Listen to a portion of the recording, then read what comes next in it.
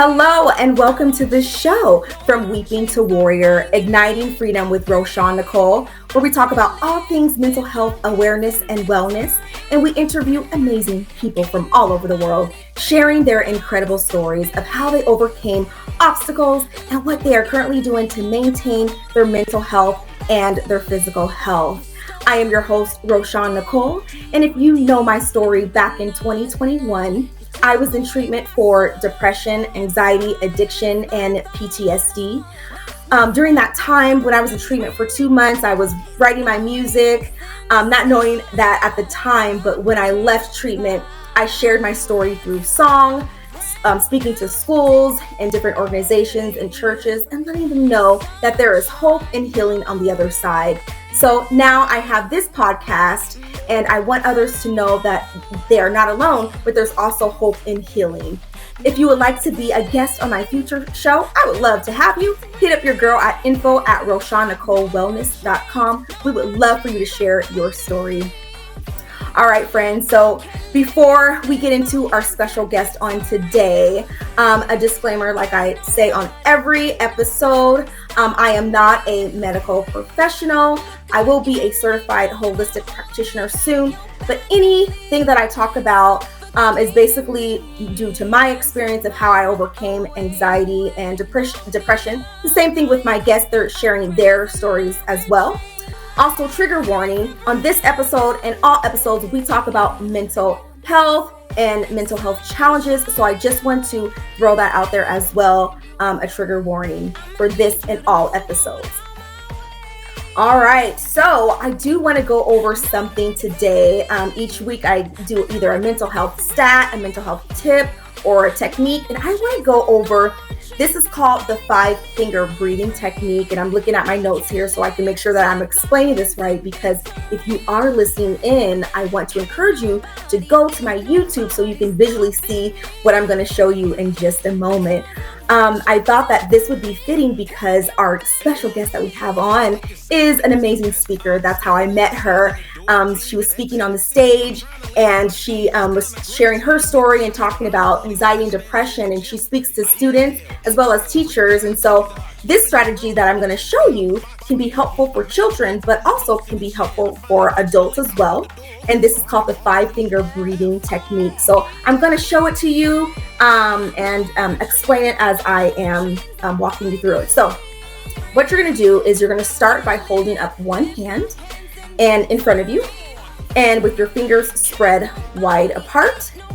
And you're going to use your index finger from your other hand to trace the outline of your hand. Okay, so basically you're tracing it. Okay, and as you're tracing, we're going to start with the thumb. You're going to breathe in, and when we breathe in, you're going to use belly breaths using your diaphragm. You're not going to use your shoulders. You're going to use your diaphragm. So as you're going up and tracing, you're going to breathe in.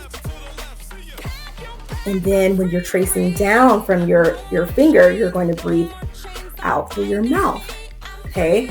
This is a technique that is nice because it's visual for sure, but also deep breathing promotes relaxation and helps to lower your heart rate.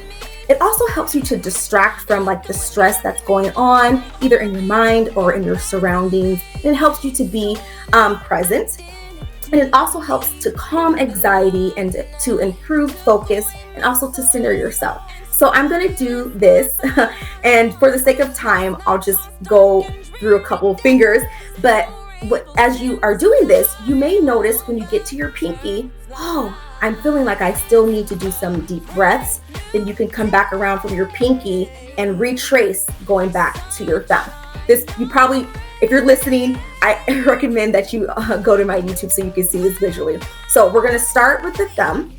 We're going to breathe in. So we'll do this together. And then remember, you're going to breathe out, breathe in through your diaphragm. So let's start. So I'm going to go up.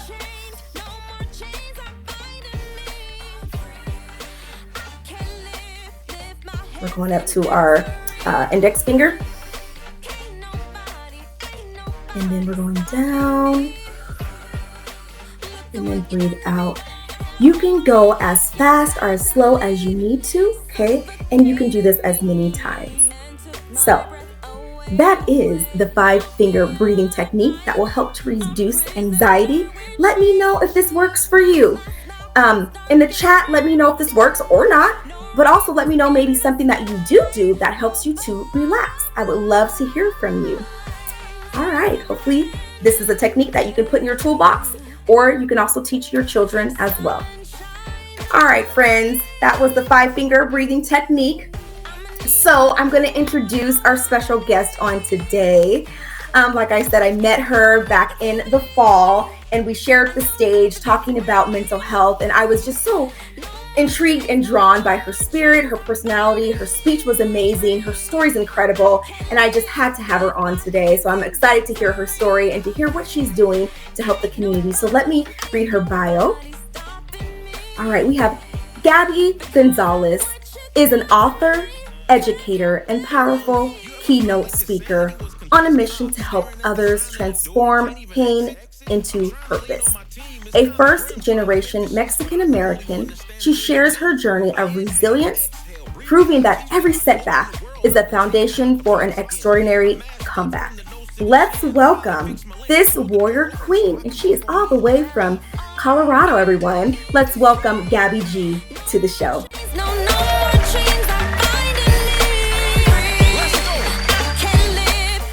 Hey, Roshawn. Hello. So good to see you. I was doing that breathing practice. I was doing it while in it. So, all good tools that we can have in our little tool bag. Absolutely. Have you heard of it before, or have you seen it? I've heard the breathe, like the box breathing. So it's all kind of similar, but I do like this because it like distracts you. So I think that's the additional piece, especially for some people who are all up in here. I think that's super helpful. Oh yeah. Absolutely. Yeah, it's very, very helpful, very visual. So yes. Well, welcome Gabby G to the show. I'm so glad you're here. And just tell the audience a little bit about yourself. Where do you reside? And just a little bit about you before we get into your story. I'm from Denver, Colorado. I've pretty much was raised here since I was 3 years old, so I like to consider this home. And let's see, right now I speak to students and to teachers, and sometimes parents, depending on the situation. But talk a lot about mental health and mental illness, and just the struggles that people are going through. It's the statistic is. It's the third suicide leading cause of death for young adults, right? Yeah. And that's such it takes me back so much because we don't talk about it that often, right? It's still taboo. And in certain households or certain cultures, you don't talk about pain in general, right? It's not even, in my story, I talk about how it's not part of our vocabulary. Like those kinds of things, we don't even know that they exist, right? You keep your mouth shut and you keep moving forward. So it's something that I take very, like personal, and I think it's important that we start to speak about this stuff because so many of us are struggling with it, even if we're not about it. Absolutely. And I'm so grateful that, our stories are similar. And so like I was sharing with the audience that how when you were on stage and you were talking about depression, anxiety, I was just like so intrigued and just wanted to hear more about, your story. And so I would love for you, to share with the audience, your weeping story, because we talk about weeping to warrior. And so I would love for you to share your weeping story, and then we'll get to your warrior story. Okay, beautiful. Yeah. So I'm going to start like from the beginning, because I think it's important to import, Yes.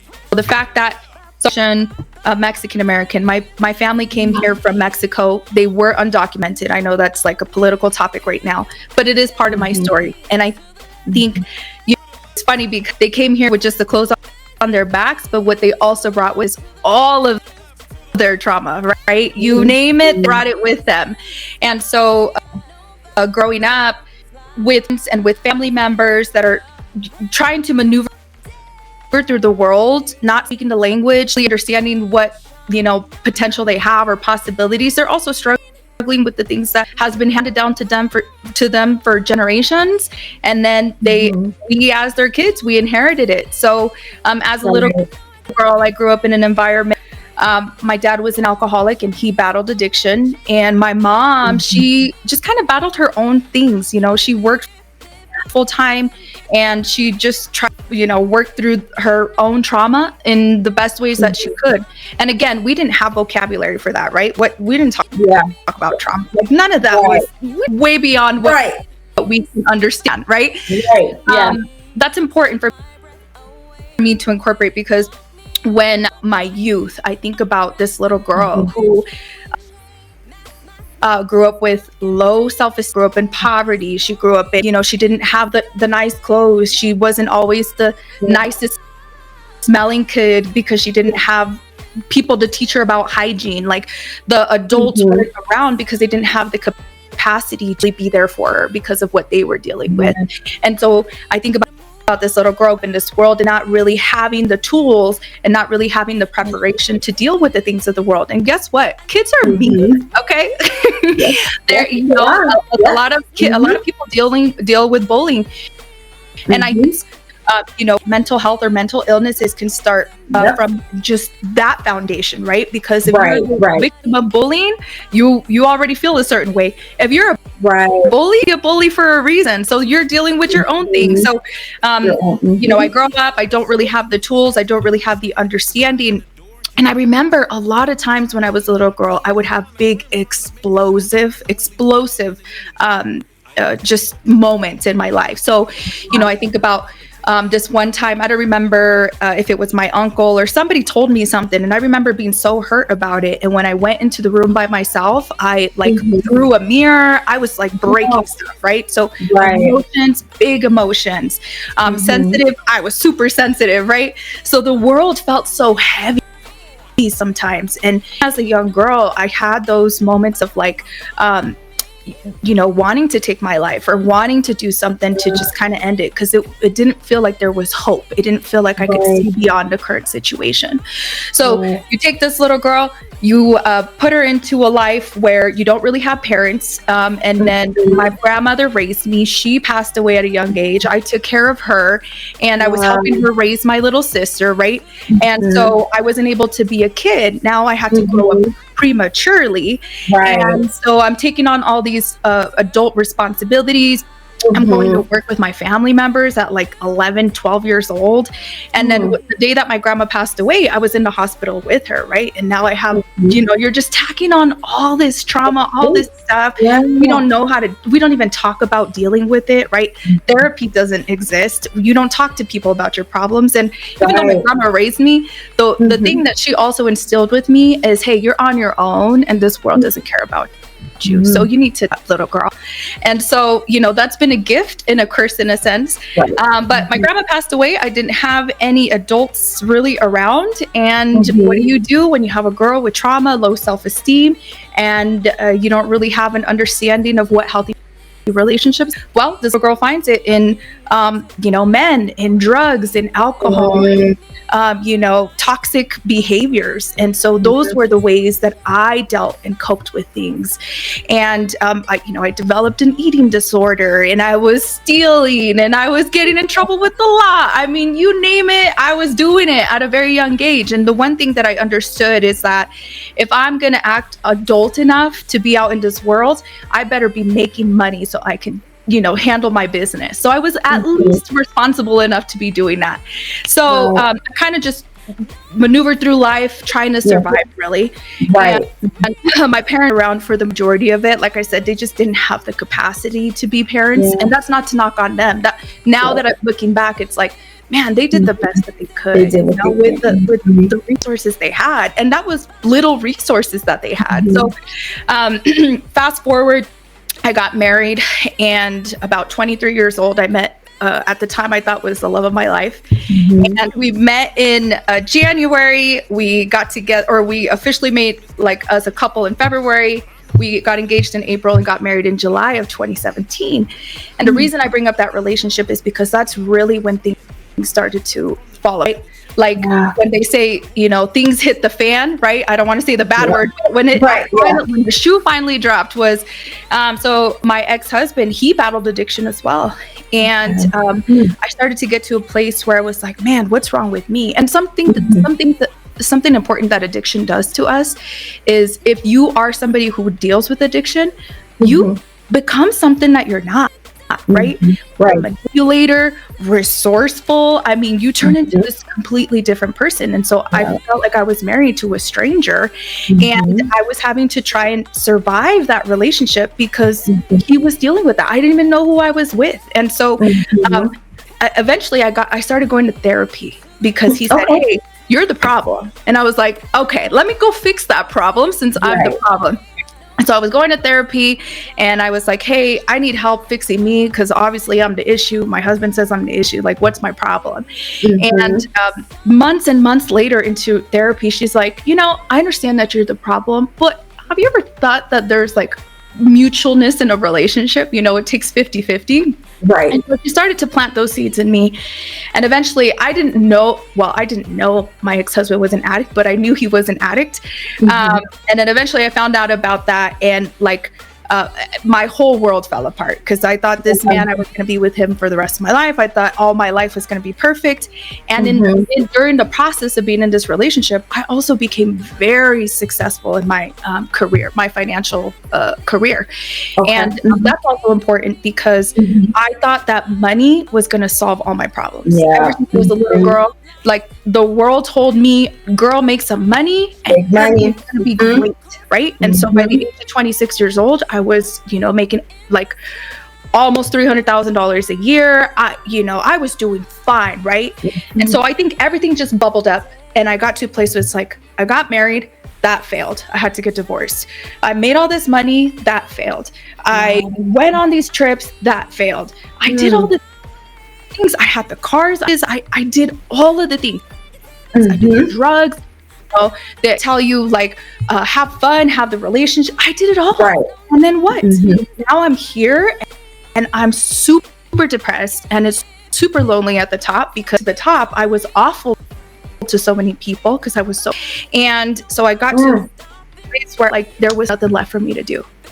And so I created a will. I put everybody's name on it that needed to have something for me. I found a place for my dogs to go. I mean, I had it all. And to a friend, and I said, hey girl, I did everything that I needed to do. I have a life insurance. I have a 401k. My family's going to be fine. Everybody's going to be good. I did what I was supposed to do in this world. It's time for me to go. Like there's nothing else for me to live for. Clearly I did everything and it didn't meet those needs. And she's like, no, that's cute, but I'm going to need you to go and ask for help. Then, you know, if everything that you ask for work out, then do whatever, but I need you to go and get support first. And I was like, okay. So that's exactly what I did. She told me that I talked to therapists, psychiatrists, programs. I was already doing 12 steps husband. Like I was doing it all. I did an outpatient intensive for depression and anxiety and suicide. Like I was doing it all. That was like my second full-time job. And so I really reached out for help deal with some of those, you know, I call them demons, some of those chains, some of the stuff that was holding me so hostage. And beautiful things came from that, right? So part of the difficult thing of the struggle is you don't really realize how many people you hurt. And so, you know, what I talk a lot about is like, I did all these things, buddy stuff, and I was taking people out, and I was doing all these great things, you know, donating money. The day I was alone because I was a nasty person, right? Nasty. Nobody wanted to be around me because I had a bad attitude and I was angry. And that was a combination, right? Of like, well, he let me down. Of course I have the right to be. Of course I have the right to people. And so, you know, money doesn't solve you if you're a nasty person. And that's something I too. But I mean, that's the gist story is I just live life so fast. I accomplished all the things, and I thought all those things were going to be the solution. What I really had to do was start pretty much from the inside out. Wow, Gabby. Wow. So, incredible story. Incredible. So you talked about your struggles with, you know, when you were a child, and then growing up, and then getting married, and then going through the addiction, and then you're finding all this success. but then you're just like, I'm not happy within. And so I want you to speak to those who are listening today. You know, what words of encouragement would you give to those who are listening in, who might be going through, you know, maybe they're going through addiction, or they're married, or they're with someone who's struggling with addiction, or maybe they're just struggling with the low self-esteem or depression. Speak to them on today. Yeah. So I think my warrior story is this. Okay. So, you know, obviously the first thing is I need to ask other people for help. What I tell people all the time is I can't rely on my own understanding, because here's the thing. Okay. I have a bad track record, okay? 20-something years, 30-something years, I've been relying on only myself, what I know, my wisdom, what I think I know, right? I only relied on myself for all that time. And I used to think it was something that made good, right? Oh, well, I don't need anybody's help. So, you know, independent woman who don't need nobody. And cool, that looks good on the outside, but what are you really dealing with on the inside? And so in those moments, I had to take a step back and humble myself, because if I continue to only rely on my understanding, guess where I'm going to end up? In a year, in 6 months, in 5 years, who cares? If I'm only relying on me, I have a bad track record. So obviously I'm going to end up in the same place. So this important thing, and the most just life-changing thing, is to start surrounding yourself with people who you see, not just talking the talk, right? But like walking the walk, right? And also getting the support that you need, and having the humility to do that. Because one of my therapists told me, she said, therapy is those who are weak. It's actually for those who are brave, because the things that you have to face and deal with, overcome in that room, face to face with someone, oh, have mercy, man, that's hard. And I'm going to be honest, like, I feel like the reason that so many of us use drugs and alcohol and promiscuity and you name it, right, is because we're too afraid of the pain. It is really so difficult to face the things that you have done. It's hard to face the things that people have done to you, whether it's neglect, whether it's, domestic violence, whatever it was. Like, it's hard to face that stuff, because you have to open that wound again, but you can't heal it unless you're actually in there and putting some, rubbing alcohol and like cleaning it out. And until you do that, it's not going to fully heal. So there's this other thing that I say is, the less you talk about it, the more you have it, right? So if we keep all these secrets, if we keep all of this pain to ourselves, it's going to rot us. It's going to rot us from the inside out. And that's what I was doing, is I was holding so many secrets. And a lot of times I was kind of living my life in a way that it's going to accommodate these secrets to keep me in that place of, oh, I'm too scared of dealing with the pain. So I had to put myself in communities that would be supportive of my healing. I had to also ask for help from professionals. And to be honest, sometimes the professionals didn't understand. So I asked help from people who were also going through things that I was going through. And that was a huge, huge thing for me.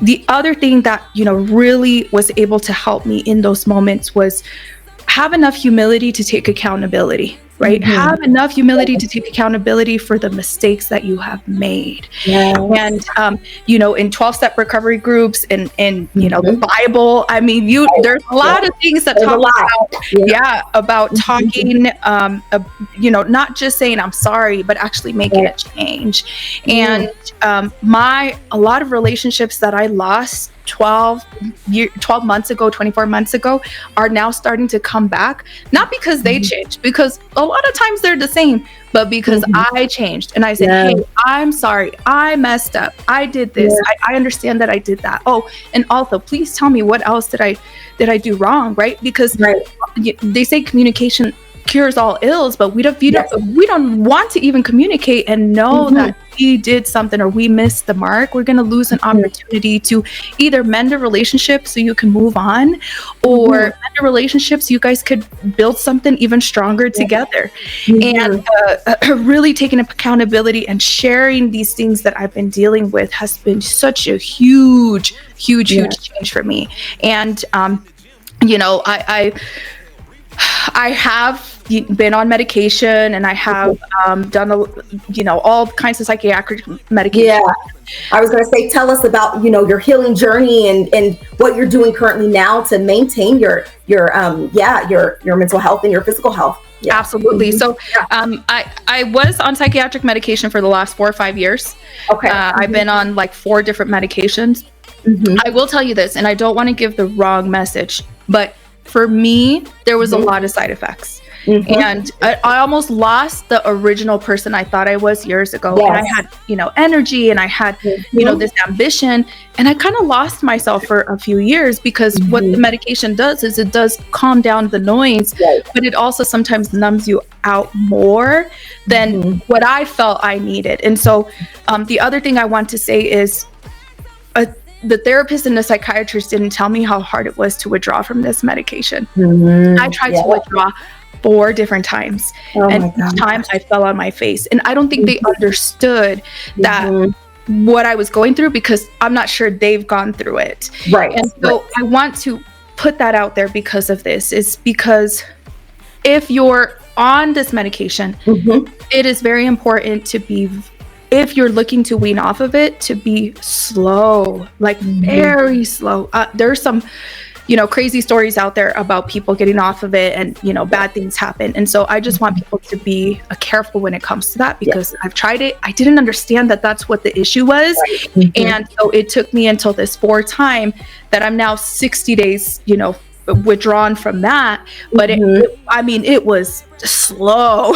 Very small decreases in the dosage, but it worked for what it worked. But for me, over time, once I got to a place where I felt established, where I had the help, where I had the community, where I could tell people like, hey, I'm weaning off these meds. If I go a little crazy, let me know, put me in certain environments so I can feel safe. And so having that community, having that group, having those people, again, being real about what you're going through, like that's what's so important, because we need that. I mean, I believe that God didn't put 8 billion plus people on this earth for us to do this alone, right? And that's 100% part of my healing. I would say the other thing for me is what I do. So I had to do physical activity, and I took a boxing because I love that. Yes, kickboxing. So I've had a lot of pent up, energy in my body. And we see young kids like want to get active and want to get physical, and sometimes they don't know how to really direct that energy. And so I believe like some of these more physical activities is how we can release some of that in a structured, safe way, versus doing self-harm or versus harming other people. So that's been a huge thing for me, is being able to go to a old school gym. I got a coach who gives me a hard time, but I know he loves me. Pushing you. And I've done a couple of sparring sessions with other people, and girls have knocked me on my butt, but it's cool. Like, we keep getting up and we keep trying again. And I think the last important thing that I want to make sure I hit on is my faith, right? And I know it could be a controversial topic too, but for me, like, if I didn't have something bigger than myself, not only to live for, but to lean on, like I promise you, I would not be on this earth today to talk to you. And faith for me has been important. Having a community of people who pray for me, that's been huge. Like, I've had people sit in on the phone for hours to just pray for me and just sit there and not ask for anything else, but to just make sure that I have that, higher power being to protect me. And for me, it's God, right? I think that's very important is my faith. And like I said, without it, girl, I would not be here today. Wow, Gabby. And you said something that I want to also talk about too, because you were talking about medication, and you were saying like, I'm not knocking medication, and I don't knock medication, because I feel like there is a time and a place for it. And for me, when I was going through treatment 4 years ago, that was my transition, because I was getting off of alcohol, getting off of sleeping medication. So that was for me, I was like, I needed whatever I could just to, that transition period. But I did end up, just like you, I did end up bleeding off of everything, because I was like, me personally, for me, what works for me and my body chemistry, because I get every side effect ever. They name them. I'm like, I have them all. Right here, sis. I'm like, I get it all. So I put myself through, that's why I'm still in the certification program to be a holistic health practitioner. And so one way is using natural, like you were talking about, natural ways to just, to stay stable, exercising, proper diet and food and all of that. And so I just wanted to speak on that as well for the audience who is listening, where they're just saying, I don't want to take medication. Well, you may need that. Talk to your doctor. We're not telling you to get off of it. We're not telling you to wean yourself off of it without being supervised by your doctor, because there could be some adverse reactions. And so we're not condoning that, but speak with them. But we just wanted to just talk about our experience. So yes, absolutely. For sure. And I want to also mention something, Roshawn, and I think it's important because I didn't understand that until I'm here now. But there's two things that came up when I was dealing with the medication stuff. And I think sometimes, we might not always have all the information of what medication can do to us, right? And not even the professionals. And so when I was going through what I was going through, I had certain professionals, kind of brush me off and say, hey, you're making mountains out of molehills. Like, are you really, what's really happening? And there was that disconnect, and so I think that's why it's also important to say, like, sometimes you have to fight for the support that you need, because you might get pushed away. And and for me, I'm grateful that I had that instinct to be like, that doesn't feel right. Let me talk to somebody else. And so now I go to a therapist in Mexico, and it's interesting because I'm able to have a communication with somebody that understands the culture. But also, like, she was able to help me understand that I'm not just crazy. Like, these things are, there's actual brain things that are happening. And, we have to be very careful with that and both sides of it. And even if people don't understand, it's like, we don't really get what people are going through, because in a sense, we don't really understand all the things that are happening when there are, when medication is involved. So I think that's one thing. And then the other thing real quick is, if I could had more of an understanding, and that's why I think these conversations are so important, is I would have rather had them try all the options before that was the first option, because it was so hard to get off of them. And so if I could have had something different, I would have been open to that first. And I remember being very clear, like, I don't want to get on meds because I dealt with addiction. Like, I don't go through that again. And so I just say, because we don't talk about this stuff a lot, is like, there could be other options than that, and it's okay to ask for that as well. Yes, absolutely.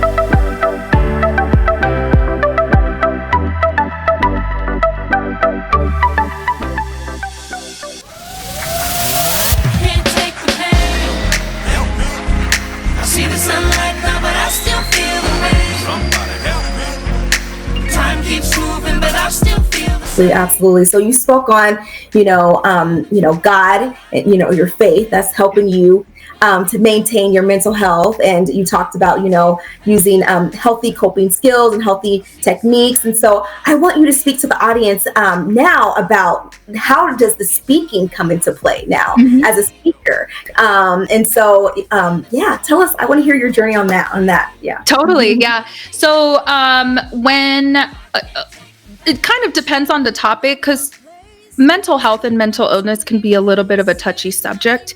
Mental health and mental illness are two different things, right? Mental health is like your state of being, is you either have healthy mental health or you don't have such great mental health, right? And what are you doing to help stabilize that? And then there's mental illness, which is your diagnosed anxiety, depression, schizophrenia, all of that. That's where that bucket is. And so what I do is I start to incorporate these conversations into the rooms, up to the extent that feels right, because like I said, it's a touchy subject. So you want to make sure you have a therapist in the room, or you have counselors in the room and conversations. And so that's really what it is we just, depending on the needs of the school and what's going on with the kids, is we talk about different topics. Sometimes it is about, hey, this is what we need to do just to have good mental health. And sometimes it's like, hey, did you know that this is a problem? Did you know that these are issues? Did you know that, if you're feeling like you don't want to get up in the mornings, and if you're feeling like, that nothing makes you happy, that could be something more than just, hey, I'm just having a bad day. So it's just being able to have those conversations and incorporate them with kids, with parents, with teachers. The goal is to have more conversations with parents, because ultimately they're the ones who kind of control the day-to-day stuff. And if parents don't even understand that those are things, they could a lot of times disregard what's really going on. And I see that a lot in my culture, in the Hispanic culture, and I'm sure you might see that in different cultures, but we're taught to be tough, right? You gotta toughen up, you gotta suck it up. And we don't talk about our trauma. We don't talk about our problems, unless we're gossiping about other people. Like we're not talking about those things. So, that's my goal, is to bring those conversations and start having them with the parents as well. Because I think that's where a lot of the change can actually happen. And understanding that some of the things that they say to the kids, and some of the ways that they behave with kids, is also sort of making it worse, but we don't know what we don't know. And so, for me, it's allowing kids to have a space to talk about those things, and also being able to find tools to overcome the issues that they're dealing with. Because like my story says, right, is you can have all the things in the world, but if you're rotted in here, forget it. None of it's going to matter, and you're going to get to the top. And then if you don't end up in a place where you have a revelation like me, you'll just keep chasing what's next. And then way older, looking back on your life and seeing, okay, well, what was the point of it all? Right? And the topics too is social media, and how that's affecting the students, and how that's affecting even parents, right? And it's really, really, really increasing the anxiety. It's really increasing the issues with self-worth, right? Girls and body dysmorphia, holy smokes. Like, you think about all the things that social media is doing. So I do incorporate those conversations as well, and what I talk about with the kids. Awesome. And again, it's really just depends on each school. But that's been, kind of what most of the time what we've talked about. And then there's conversations about, how do we overcome, how do we have resilience, and how do we have purpose? Love it. Beyond all of that. Yes. Ooh, I love it. I love the work that you're doing. And so are you speaking to, is it elementary, middle, and high, or do you have a specific? So I would say it's mostly high school. The topics are a little bit more difficult. Right. Yeah. Early college, and then my hopes is to eventually have conversations with, I talk about having conversations with ambitious young adults, right? And so, people like me who had all this ambition, but are we putting it in the right place? And are we taking care of ourselves so that we can steward our time here on earth responsibly? But the older is what I don't know if I can bring those conversations yet to the younger crowd, but right now that's sticking with just older, so we can be okay to have those types of topics brought in. Yes, we need more conversations in schools, in the community, and churches, organizations. We need to talk more about it. So I thank you for your work that you're doing. Incredible work. Yes. Well, Gabby, I can sit here and just talk to you for hours, because we have so much to talk about and so much in common. And I'm just like, oh my goodness, I love it, and just love the work that you're doing. But I would love for you to, tell the audience how they can book you and contact you. Yeah, so my Instagram and Facebook is at Gabby G Speaks. My website is Gabby Gonzalez Speaks, because I couldn't find a Gabby G Speaks, but we can already take it. Okay. It's all pretty close to, my first name, last name, and Speaks. And that's the platforms that I really focus on right now. Okay. And just high school. Are you also organizations or anything, or just particularly just high school that you're speaking to? So right now that's what I've focused on, but Okay. I'm open to having conversations. I recently saw a gentleman bring it to a church gathering, and I was a little surprised about that. And I was like, wow, this is such an important topic. Why are we not talking about it? Right. So I thought that was very powerful, and it's encouraging to me to be able to bring that as well into different environments above and beyond just schools. But yeah, like, that topic, I was in the mortgage lending industry for years, and there were people who passed away because of the mental health struggle. So again, you can be successful, you can have money, but there's stuff people are battling. So I think it's a relevant topic in any platform. And I'm open to all of it, but I've just mostly been focused recently on schools. Yes. Awesome. So friends, you heard Gabby and how you can book her to come and speak to your high school, or even open it to organizations. So please contact Gabby. She would love to speak and encourage and share her story, and letting people know that there is hope at the end of the tunnel, that there is light, that there is freedom. So yes, well, Gabby, before we go, we have a few more things to do, a few more questions. I just want to ask you if you have any last words that you would like to give the audience today, any encouraging words. Yeah. Okay. So I recently heard this scientific fact. I don't know what you call it. Great stats. But that us, me, you, anybody in this world that's alive today, the chances of you being alive is 1 in 400 trillion, right? Like, for a little sperm to get with the egg, and for all of that to happen and make you and me, that's 1 in 400 trillion. Wow. So why do I bring that up, right? Because I believe that all of us have a God-given purpose to be here, right? There's just no way that we beat the odds, right? We already won the lotto. So, my encouraging words is like, you absolutely have a reason to be here. And even though sometimes it might feel like you don't, and sometimes it might feel like the world is so heavy, like, there are billions of people who are here that can help support you and love you and pour into you, right? There's this gentleman I used to listen to in a 12-step recovery group, and he always used to end his meetings or his talks. He said, if nobody's ever told you they love you today, I love you. And I remember when he used to say that, I would be like, oh my gosh, he loves me. He doesn't even know me. Like, I was so emotional because I didn't really hear people say that to me unconditionally. And so when he would tell me that, I would be like, what? And so, that's also what I want to leave at the table, is like, if nobody's told you they love you today, I love you, right? And don't give up before the miracle happens, because look at this, we're already miracles. We are 1 in 400 trillion, Yes, we are miracles. I did not even know that stat. Wow. It's wild. Blows my mind. Yeah. 1 in 4, you said 400 trillion? Yes. Wow. Love it. Wow, Gabby.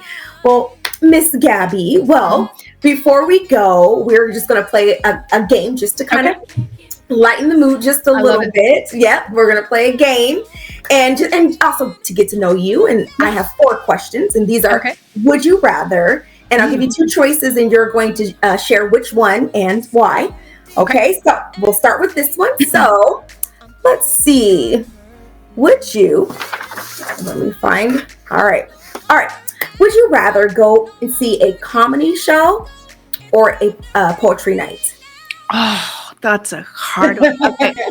I would have said comedy back in the day, but I would say poetry now, because what I appreciate about, especially in the speaking industry, what I really appreciate is like the poetry, the poeticness of how people can speak and articulate, like just being able to create a song, the ability for you to do that and then put music behind it and then make it sound good. Like, that's incredible to me. So I would do poetry. And then, and this is more on the faith side, but Jesus was very poetic, right? A lot of the scripture, a lot of the stuff that's in there. My boy was poetic, was very artistic. He had it put together in that. So I really appreciate that now. So I'd probably say a poetry show. Poetry night. Yes, love it. Okay. I don't know. Maybe I don't know. Yeah. On the night. So, okay. All right. So now this one is, would you rather stay in for the night? So whatever you do, Netflix or whatever, stay in for the night, or go out for the night? Oh my gosh. Okay. This is a funny one to me because here's the thing. I will make plans with people to go out and then I'd be like, I changed my mind. So I think most of the time is I would rather just stay home and be in my comfies and not have to get dressed. Like, I'm not a girl who wears a lot of makeup. I don't do a lot of the stuff. It's a lot of work, girlfriend. So I will stay home in my jammies. Yeah. Oh, no worries. You don't have to. Oh, yeah. Beautiful as is. So, Thank you. All right. So the next one is, would you rather host dinner and have people come over? Or would you rather be a guest for dinner? So go over someone's house. I would say, really. So yeah, I would say I would probably host. Okay. And the reason I say that is because I like to be comfortable, right? So if you go to somebody's house, you might not know what the environment is. And I also cook from love. So I don't like to cook in general. But if I'm cooking it because I'm nurturing, because I'm loving somebody, I could throw down. I will cook what you want. So I would say definitely host.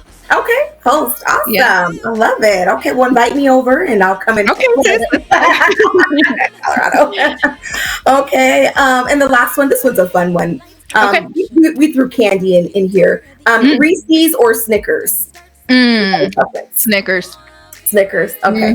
Okay. There's more fun in there, you know. Okay. But Snickers got some extras in there. All right. Love it, my friend. Well, I also want to talk because I see that you do you're working on a book and a podcast. So yes, tell us a little bit about that. Do you have dates for both? Yeah, so I actually wrote a chapter in a book last year, and it was about forgiveness and things of that sort. So that was kind of my introduction to writing, and I think it really solidified that I can do it, right? Like I can be first generation and also be the first to write a book, you know?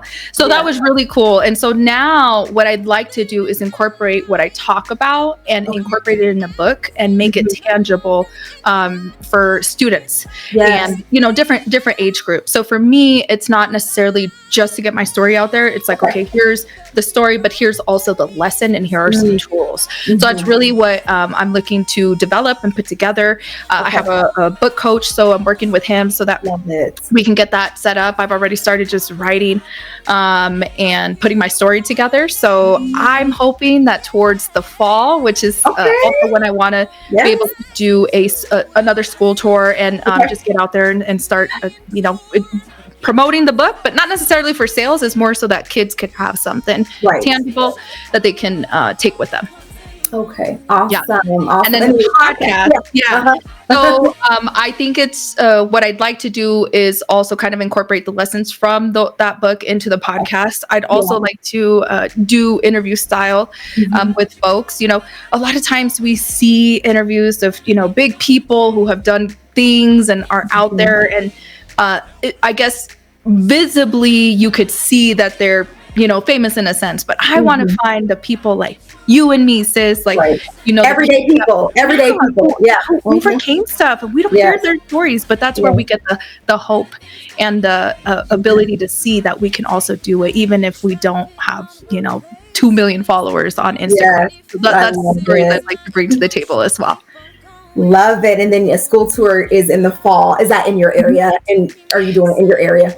As of right now, I haven't really reached out to any schools outside of the state yet, but you know, if it's to come to me, great, you know. You heard her, friend, so get her up, get my girl up, she'll come to you. So yes. Well, Gabby, I just want to say I appreciate you coming on and sharing your story and being vulnerable and transparent and letting others know. I always say this, that there is hope and healing on the other side. And so I am just so appreciative for you and your time today. And we're probably going to have you come back on and maybe talk a little bit about your school tour, maybe if that's okay, and your book and all the amazing things. So I'll probably reach out next season. So I appreciate everything you're doing. Thank you for having these conversations. They're hard, but we need to have them. And so we need leaders like you to step up and to speak out on the stuff that makes us uncomfortable, right? We can do hard things. Absolutely. Thank you for your work and what you're doing. And I just want to encourage you to keep on keeping on and keep doing the work. And your light is shining so bright. So thank you. I appreciate it. All right, Miss Gabby. So I will see you later. And thank you for your time. So yes, thank you. Thank you. All right, friends. You heard my girl, Gabby, her incredible story. I hope her story inspired you and encouraged you on today. And if you are interested in having Gabby to come and speak to your high school students, or a keynote speaker, a workshop facilitator, professional development, or a podcast guest, hit up Gabby. She would love to be on. And I just want to say to everyone, thank you for watching. If you're watching or if you're listening in, thank you. Come back next week for a new episode. I also want to give a shout out and a thank you to the producer of this show, and that's Dr. Teresa Jordan. I appreciate you. Thank you to Gabby for coming on today, Gabby G. And thank you for listening or for watching. Come back. Like I said, I'm going to share my story, and we're also going to have some counselors on to give some advice and some tips. And just follow me on this journey to let others know that there is freedom on the other side. So I want to encourage you on today to stay lit, keep shining, and ignite freedom. We'll see you next time. Bye-bye.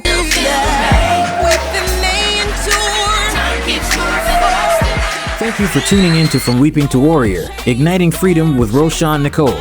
To be a guest on the show, please contact us at info@RoshawnNicoleWellness.com. We would love to connect with you, so please take a moment to like, subscribe, and follow us on all social media platforms. We look forward to having you join us next time for Weeping to Warrior, Igniting Freedom with Roshawn Nicole.